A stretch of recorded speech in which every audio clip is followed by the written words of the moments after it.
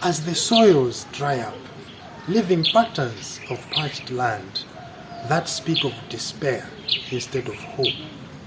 What then is the face of hope when rain stops and soil turns into dust? My name is Njuguna, Stakeholder Engagement Officer at CASA Malawi and GLFx Lilongwe chapter. I am proud to be part of the Drops of Hope, a documentary that follows our journey here in Lilongwe. Together with local farmers like Mama Chuputu and grassroots restoration champions such as Gracious, we are healing our soils, capturing water and restoring the land, so families and communities can thrive.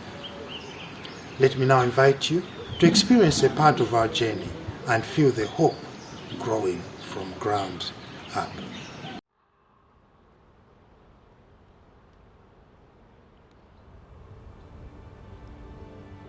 Over 80% of Malawi's land area is considered heavily degraded due to bad agricultural practices, wanton cutting down of trees. Restoration for us is not simply about planting a tree. It goes beyond that. We look at restoration as an integral aspect, looking at the soils, looking of course at the trees, looking at water. All these elements have to be incorporated.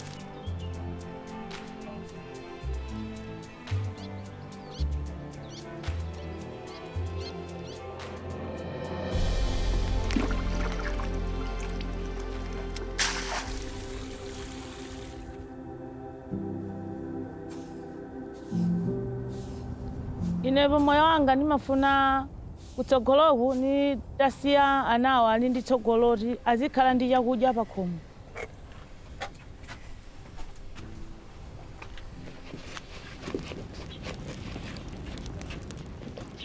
Kadama iparasiri nase. Ai ratsala bongono dihilani. Yala ekonomi zibira kusukulu. Adihilani ratsala bongono kupya muzibira kusukulu. Zikoma kwambiri. Ine anthu ena amandiona bwino pachifukwa choti ndi tsogoleri umene ndimathandiza. Atakhala ndipo ofoka ndimawuza kuti yayi inu panganiza kuti zimene mupangezo ndi kuti zikuthandizani. Ndamwana kuti ndikapatsa uphunguja komanso adakakhala kuti mwina ndilibezero mudzuja sudakandisankha kuti ndikhala oyang'anira mudzi. Ndi midzi 8 imene ndimayang'anira. Ndodadonera kuti ndi nzeru. Wana amafunika azidya phala mmawa. Phala ndiye chakudya chimene chimapangitsa kuti ana azikhala ndi mphamvu. Chakudyachi chimachokera kumunda. Munda akumafunika mukhale nthaka. Ngati uncheko cha ndimagwera kucha mafunika munda ukhale wachonde. Ukakhala wachonde munda ndiye kuti chakudya chimapezeka. Mavura amene amakhalapo ndionena kuti chakudya ngati mbali imodzi imene yoti mvula yamnabwerako kachakudya kachi chimakhala chochepa sichikwanira na dziko lonse. Nde mitengo ya chimanga imakhala yokwera. Nde munthu pafupifupi uli ndi ana mwina 6 nyumba. Nde kuti ukagule chimanga pa 5,000 bikili nde kuti sukwanitsa. Ana aja mwina umapeza dzuwa osarani osadya.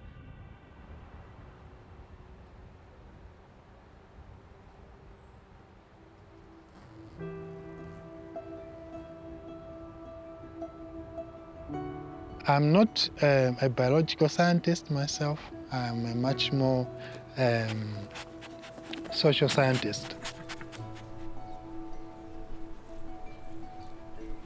I've fallen in love with trees. I've been falling in love with communities who take part in restoring the environments that they live in. I realized how much people's lives are linked to the environment that they live in. And so I thought of going into work that deals much more with the environment. And that's how I found myself being involved with CASA and particularly with GLFx Lilongwe chapter.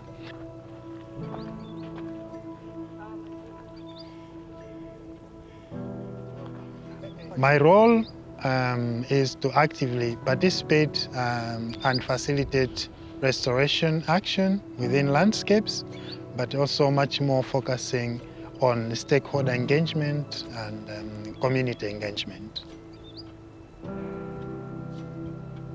Evani, zinatichulukira. Ndithu. Koma muli bwino. Hayi, ndiri bwino. GLFx Chiputu, tabwera, wafika Gracious. Hayi ine ndithu ndi Gracious Weston. Kuchoka kuchongoni kwatiye kaphuka mu grupu ya Antenga. Azikoma kwambiri. Ndithu ditu. Hayi ndife GLFx Chiputu. Zikoma kwambiri apo. Tiye kachule. Zikoma kwambiri. Ndithu. Zikoma. Awa kuja timati kuna polo Oho. kudetsa uko. Chabwino. Kumene achokera. Oho. Ndi akuluwa akubwera kuno kuti atithandizire kupititsa patsogolo nthaka yathu. Chabwino. One of our roles as a local chapter, a GLFx local chapter, is to connect people, is to allow local communities to learn and act together, even utilizing indigenous knowledge that has been attained over generations. But this aspect of exchanging knowledge is quite important to us. Knowledge gives people confidence. And so it is in this regard that we allow different communities, like with regard to Stepa Farm, a platform for us to showcase working scientific interventions. Yeah. Ndiye munda amenewo choyambirira mufunika mugwire madzi onse amene amachokawo. Amene amabwera kuononga. Ndiye kuti mukumba trench yayikulu uku kumalire uku imene mudzidula ma 10 meters. Ndiye kuti madzi aja adziti kudzadza nkhokweyi sangadumphire uku mudzitseka. Imene imatchedwa big trench kapena kuti water harvesting trench. What in short? Madzi aja akadzadza umu ngati atakhala mwano amadzakumana ndi swale.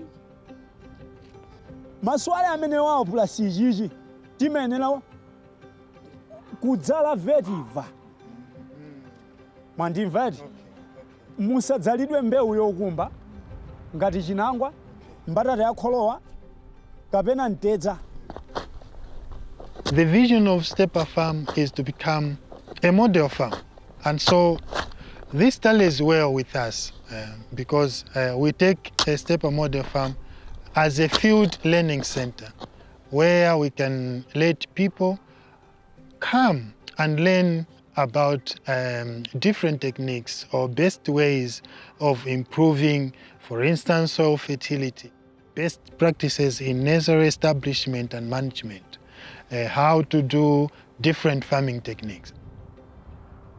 Ndimadabwa adini. Ndimaona kuti chinthu chanuchi ndi chokhota pena. Ndiye ndimatanthauza kuti tsana ngukhota kumeneko. Chitanthauza yani chili ni ubwino wanji kuti chizikhota chonchi. Nditudi. Ubwino wakukhota-khotawo ndi okhaokhawo ninoti zimapangitsa kuti madzi aja ola atachuluka atadzadzamo sathamanga. Chabwino. Ndiye kuti munda umene sunachitidwe izi umatha kumafota pa mphepetepo.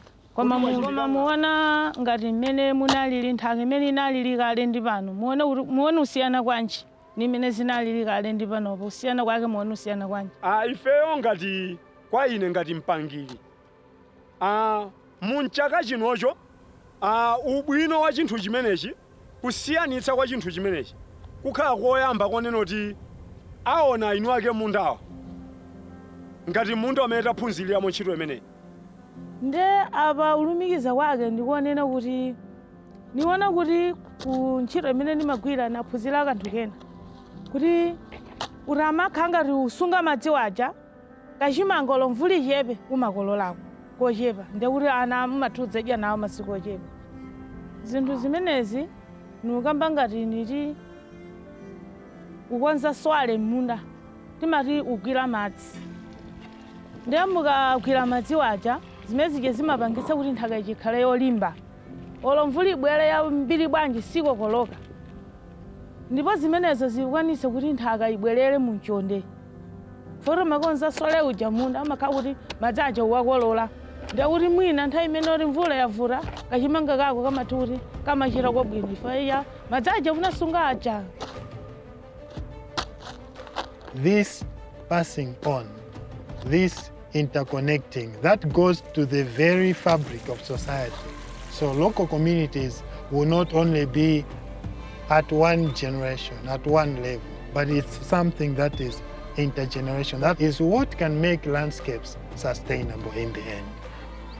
Nde inebe ndimadzitu udziva kura nzeru ndili nazo ndimagayira nzoti aja uphungu uthokoza kumeneku nuyamikira funa kuti moyo wathu kuzipita patsogolo pofene kuti kachakudya kochepa tizilili nako tizikhala nako mvula yabwera yochepa tizionese kuti mwina atakola koso kachakudya kochepa